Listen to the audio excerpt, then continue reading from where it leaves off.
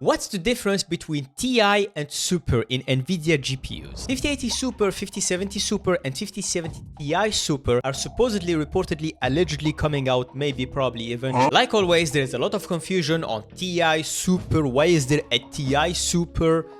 Look, Ti and Super are not the same things, and they are not just dumb names that Nvidia just made up. Actually, they are. Basically, the Ti is a higher tier, while the Super is just a refresh of the same GPU. I'm going to use the 4070 and the 2080 as examples. The 2080 Ti exists together with the 2080. They even came out on the same day. It's not the same graphics card. It's basically one tier above the 2080. It could have been called a 2085, for example. For the 4070 Ti is also not the same graphics card as the 4070. They don't have the same specs, even though they had the same VRAM. The 4070 Ti is basically not good enough to be a 4080, but it's better than a 4070. How better? That's debatable. Basically, the Ti exists together with the non-Ti, and it's one tier above it, or half a tier. The Super, when the 5080 Super comes out, you will no longer be able to buy the current 5080 unless you find a shop that has like leftover or something. That's why we have a 5070 Ti Super. It has both of the names, not because Nvidia are just trying to confuse you with a big lineup. No, the non-Supers are going to disappear when the Supers come out. Ti's, however, they are just an extra tier. Usually, unless Nvidia changed the way they do things, they also come out at the same price or lower. So I could say, don't buy the 5080 now, wait for the Super to come out, because it's going to be either the same price or cheaper, and you're going to get more for your money. But